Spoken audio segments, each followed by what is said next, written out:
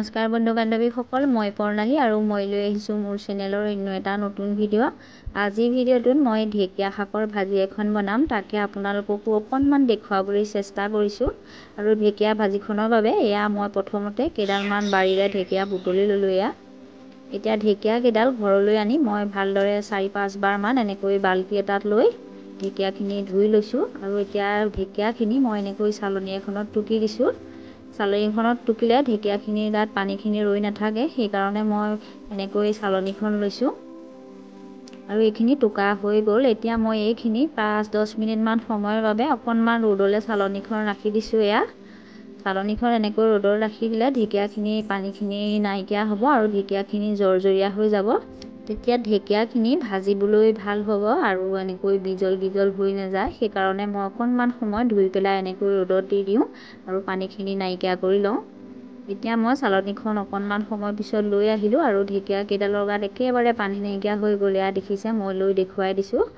আৰু এতিয়া ঢেকীয়াকেইডাল মই কটাৰীয়ে নেকাটো, এনেকৈ হাতেৰে ডখৰকৈ ছিঙি দিম। একেবাৰে কোমল ঢেকীয়া এনেকৈ ছিঙি দিলেই হ'ব।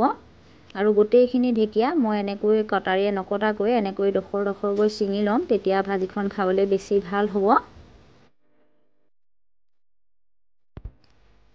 আৰু গোটেইখিনি ঢেকীয়া মই এনেকৈ টুকুৰাকৈ ছিঙি ল'লোঁ। এতিয়া এইখিনি ভাজিবৰ বাবে মই গেছত কেৰাহী এখন পাতি তাতে তেল গৰমাই ৰাখিছিলোঁ। এতিয়া ইয়াতে পিঁয়াজ, নহৰু আৰু দুটামান শুকান জলকীয়া দি দিছোঁ। আৰু অকণমান এতিয়া হেতাখনেৰে লৰাই দিছোঁ, পিঁয়াজখন আৰু জলকীয়াকেইটা যাতে অকণমান ৰঙচুৱা হয়।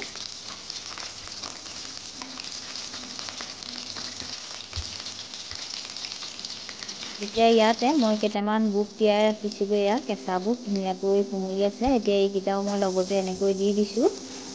দি অকণমান হেতাখনেৰে লৰাই দিছোঁ আৰু 2-3 মিনিটমান সময় এনেকৈ বুটকেইটা মই ভাজি ল'লোঁ। এতিয়া ইয়াতে মই অকণমান হালধি দি দিছোঁ। এতিয়া আৰু অকণমান সময় মই বুটকেইটা ভাজি ল'ম আৰু 2-3 মিনিটমান সময়। আৰু 2-3 মিনিটমান সময় ভজাৰ পিছত বুটখিনিতে মই দি দিছোঁ ঢেকীয়া শাকখিনি। আৰু ঢেকীয়া শাকখিনি মই ভালদৰে লৰাই দিছোঁ। ঢেকীয়া ভাজিখন এবাৰ ভালদৰে লৰোৱাৰ পিছত মই এইখন অলপ সময়ৰ বাবে ঢাকি দিম। আৰু মই 4-5 মিনিটমান সময় গেছৰ ফ্লেমটো কমাই পেলাই ভাজিখন ঢাকি ৰাখিছিলোঁ। এতিয়া ঢাকনটো উদঙাই দিছোঁ আৰু অকণমান লৰাই দিছোঁ। মোৰ ভাজিখন খুব ধুনীয়াকৈ হৈছে।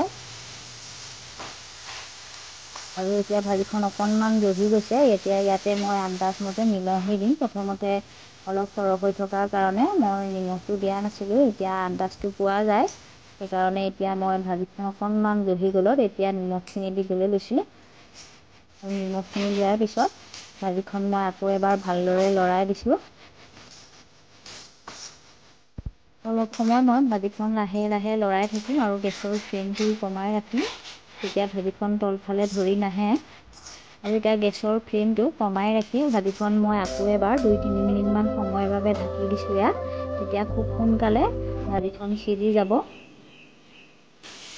আৰু কিছু সময়ৰ পিছত এনেকৈ মই ঢাকনখন উদঙাই দিছোঁ আৰু এনেকৈ ভাজিখন লৰাই দিছোঁ। এতিয়াও মই গেছৰ ফ্লেমটো একেবাৰে কমাই ৰাখিছোঁ আৰু মাজে মাজে দেখিছে মই ঢেকীয়া ভাজিখন লৰাই আছোঁ। আৰু খুব ধুনীয়াকৈ ঢেকীয়া ভাজিখন হৈ গৈছে। এতিয়া মই গেছৰ ফ্লেমটো অফ কৰি দিছোঁ। ভাজিখন হ'ল যদিও মই কেৰাহীখনতে ভাজিখন ৰাখি দিছোঁ, তেতিয়া আৰু অকণমান শুকাই যাব আৰু একেবাৰে বিজল ভাৱটো নাইকিয়া হৈ যাব। খাবলৈ খুব ভাল হ'ব। এতিয়া আজি মই বনোৱা ঢেকীয়া ভাজিখন এইখন আপোনালোকক অকণমান ওচৰৰ পৰা দেখুৱাই দিছোঁ। এইখন আজি মই বুট মাহৰ সৈতে বনোৱা ঢেকীয়াৰ ভাজিখন। আপোনালোকে মই বনোৱা ঢেকীয়াৰ ভাজিখন কেনে দেখিলে জনাই কমেণ্ট এটা কৰি দিবচোন।